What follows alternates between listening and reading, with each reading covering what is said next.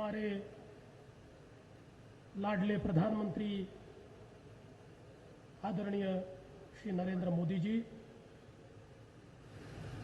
महाराष्ट्र से राज्यपाल आदरणीय विद्यासागर राव जी,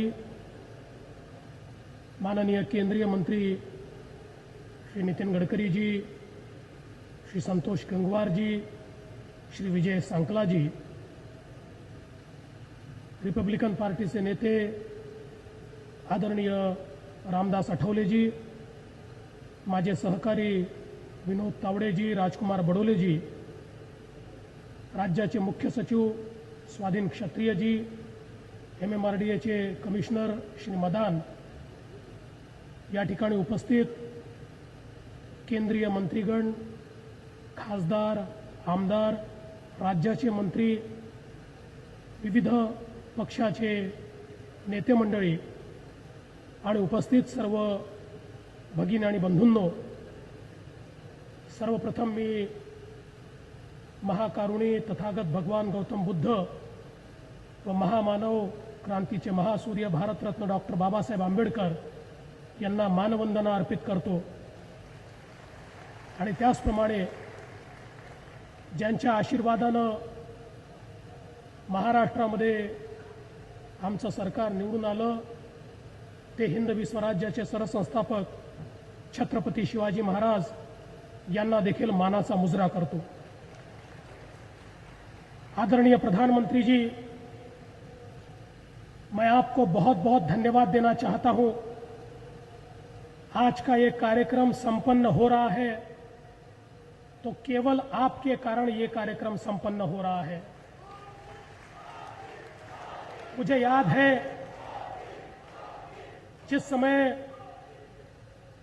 हमने ये तय किया कि इंदू मिल पर भारत रत्न डॉक्टर बाबा साहेब आंबेडकर जी का भव्य स्मारक होना चाहिए और सरकार चुनकर आई, तो इससे पहले क्या हुआ ये मैं देख रहा था तो लगातार फाइलों के ऊपर कागज काले होते दिखाई पड़े। फिर फाइलों में लिखा दिखाई पड़ा कि अगर स्मारक बनाना है तो केंद्र की संसद में कानून पास करना पड़ेगा, और फिर 2-3 सालों से पुरानी सरकार लगातार ये बताती थी, हमने केंद्र को विनती की है कानून बनाना पड़ेगा, कानून बनाना पड़ेगा, पर कानून बन नहीं रहा था। मैं आपके पास आया और मैंने आपको निवेदन किया कि इंदू मिल पर भारत रत्न डॉक्टर बाबा साहेब आंबेडकर जी का स्मारक बने। ये 125 करोड़ भारतीयों की इच्छा है और आपने तुरंत संतोष गंगवार जी को, उनके सेक्रेटरी को, सभी को बुलाया और आपने कहा देश के अटॉर्नी जनरल का ओपिनियन लीजिए, किस लिए कानून की आवश्यकता है। अगर केंद्र सरकार जमीन राज्य सरकार को देना चाहती है तो जो अस्तित्व में कानून है क्या उसके तहत ये नहीं किया जा सकता। और मेरे लिए आश्चर्य की बात थी, ठीक उसके तीसरे दिन आपने मुझे दिल्ली बुलाया और कहा हमने हल ढूंढ लिया है, आप आ जाइए, इंदू मिल की जगह आपको हस्तांतरित करने का MOU हम कर रहे हैं। प्रधानमंत्री जी, विडंबना को देखिए, हमारे आदरणीय भारत रत्न डॉक्टर बाबा साहेब आंबेडकर जी के 125वें जयंती वर्ष में बाबा साहेब आंबेडकर जी, जिन्होंने 125 करोड़ भारतीयों को जुबान दी, सम्मान से रहने का अधिकार दिया, उन्हें पिछली सरकार 1.25 इंच जगह भी उनके स्मारक के लिए नहीं दे पाई और 3 दिन के भीतर आपने ये जगह हमको हस्तांतरित कर दी और आज उसके भूमि पूजन का कार्यक्रम यहां पर हो रहा है। मैं आपका, केंद्र सरकार का, आपके सभी मंत्रीगण का बहुत बहुत आभार व्यक्त करता हूं। डॉक्टर बाबा साहेब आंबेडकर जी की इस 125वीं जयंती वर्ष में महाराष्ट्र की सरकार ने यह तय किया कि हम 125 करोड़ रुपए हमारे जो पिछड़े बंधु हैं उनके उत्थान के लिए, उन तक विकास पहुंचे, शिक्षा पहुंचे, सामाजिक न्याय पहुंचे, इसके लिए खर्चा करेंगे। और इस जयंती के निमित्त से अगले 3 वर्षों में 450 करोड़ रुपए हम इस जयंती महोत्सव के ऊपर खर्चा करेंगे, जिसमें हम मानव संसाधन को विकसित करने की और सामाजिक न्याय प्रस्थापित करने की कोशिश करेंगे। मुझे ये बताते हुए बहुत आनंद होता है, हर्ष होता है प्रधानमंत्री जी कि हमने इस 125वीं जयंती वर्ष में अभी पिछले महीने जापान के कोयासान विद्यापीठ में डॉक्टर बाबा साहेब आंबेडकर जी के पुतले का, प्रतिमा का अनावरण किया। जापान में भी बाबा साहेब का नाम पूरे शोर के साथ वहां पर गूंजा।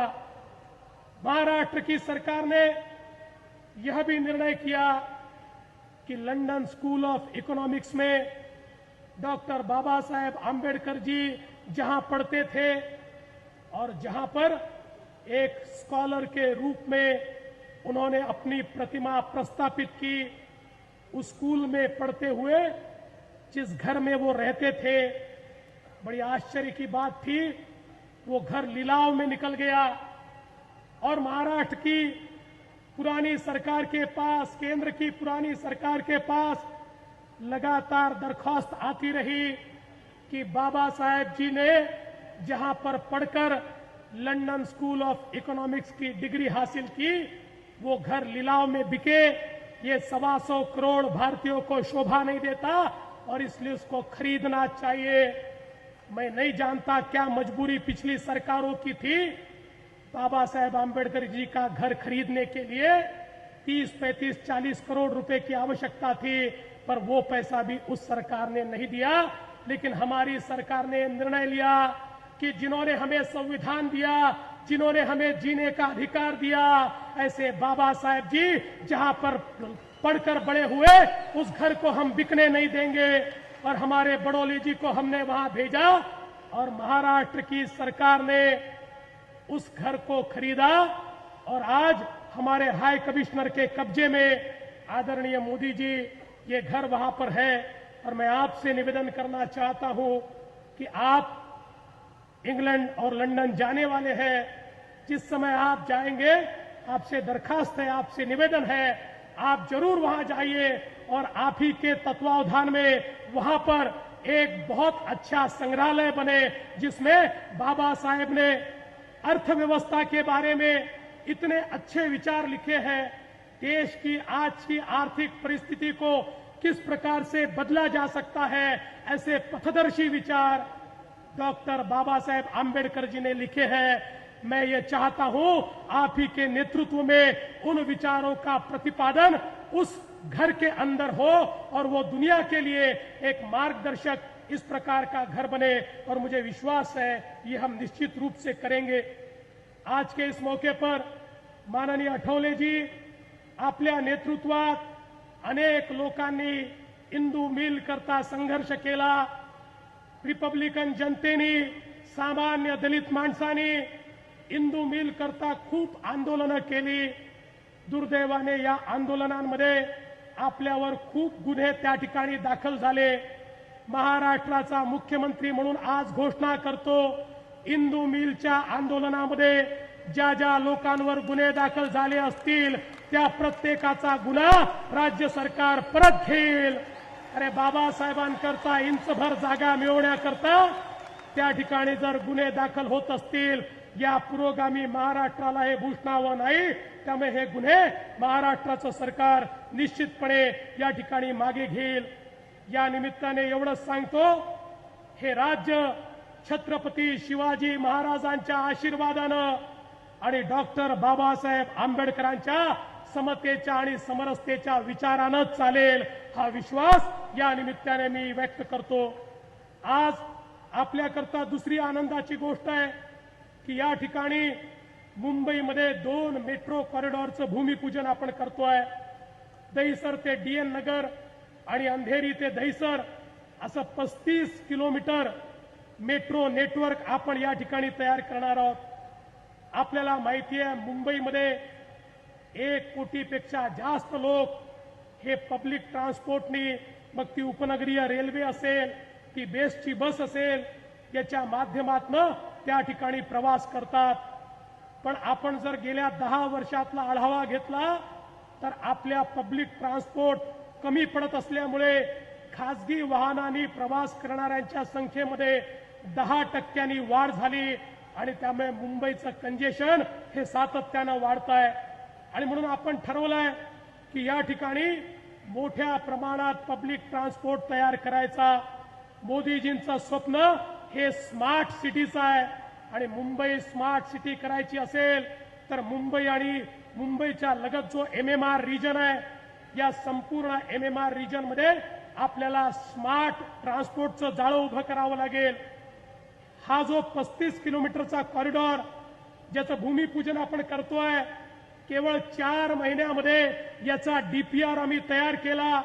दिल्ली मेट्रो कॉर्पोरेशनकडनं त्याची मदत घेतली आणि आम्ही ठरवलंय 2019 सालापर्यंत या मुंबईमध्ये 108 किलोमीटर मेट्रोचं नेटवर्क आम्ही तयार करणार आहोत. त्याच्यासोबत या मुंबईमध्ये आम्ही उपनगरीय रेल्वेची जी सेवा आहे, माननीय मोदीजींनी MUTP 3 ला मान्यता दिली आहे, त्या माध्यमातून राज्य सरकार आणि केंद्र सरकार या उपनगरीय रेल्वेचं जाळं देखील वाढवणार आहे. त्याकरता एलिव्हेटेड कॉरिडॉर्स आम्ही तयार करणार आहोत आणि या माध्यमातून मी आपल्याला निश्चितपणे सांगतो की या सगळ्या ट्रान्सपोर्ट सिस्टीमचं इंटिग्रेशन कसं करता येईल, रेल्वेचं मेट्रोशी, मेट्रोचं मोनोशी आणि या तिघांचंही बसशी इंटिग्रेशन कसं करता येईल आणि मुंबईच्या आणि MMRच्या कुठल्याही कुठल्याही भागामध्ये 1 तासामध्ये कसं पोहोचता येईल याचं नियोजन MMRDAच्या माध्यमातून आम्ही सुरू केलेलं आहे. आणि याकरता जो पैसा लागेल तो उभारून ते काम आम्ही करणार आहोत. आणि एवढंच नाही तर हे सगळं पब्लिक ट्रान्सपोर्टचं इंटिग्रेशन केल्यानंतर एका सिंगल तिकिटावर आपल्याला या कुठल्याही ट्रान्सपोर्टमध्ये प्रवास करता आला पाहिजे, अशा प्रकारचं नियोजन हे देखील या ठिकाणी आपण सुरू केलेलं आहे. आणि त्यामुळे एकीकडे पब्लिक ट्रान्सपोर्टचं जाळं विणायचं, दुसरीकडे ट्रान्स हार्बर लिंक असेल किंवा या ठिकाणी कोस्टल रोड असेल, या रस्त्यांच्या माध्यमातून मुंबई डिकंजेस्ट करायची. ज्या मुंबईला इंटरनॅशनल फायनान्शियल सर्व्हिसेस सेंटर आपण तयार करायला निघालो आहेत, तिथला ट्रॅफिकही हा स्मूथली त्या ठिकाणी झाला पाहिजे, अशा प्रकारचा प्रयत्न आपण करतोय. आणि या सगळ्या कामामध्ये केंद्र सरकारचं खूप सहकार्य हे आम्हाला लाभतंय. सगळ्या परवानग्या, ज्या परवानग्या 7-7, 8-8 वर्ष मिळाल्या नव्हत्या, त्या पर्यावरणाच्या परवानग्या मोदीजी आपण 2 आणि 3 महिन्यामध्ये आम्हाला देतात आणि त्यामुळे विकासाची गती वाढली आहे. मी आपले आभार मानतो आणि आपल्याला आश्वस्त करतो की याच गतीनं आम्ही विकास करू आणि 2019च्या पूर्वी मुंबई हे आंतरराष्ट्रीय शहर असेल, महाराष्ट्र हा अग्रणी असेल आणि महाराष्ट्रातल्या गावागावाला दुष्काळ मुक्त करण्याकरता जलयुक्त शिवारच्या माध्यमातून शेतकऱ्याच्या शेतीपर्यंत पाणी पोहोचवून दाखवू, हा विश्वास या निमित्ताने व्यक्त करतो आणि माझं बोलणं संपवतो. धन्यवाद. जय हिंद, जय भीम, जय महाराष्ट्र, जय भारत.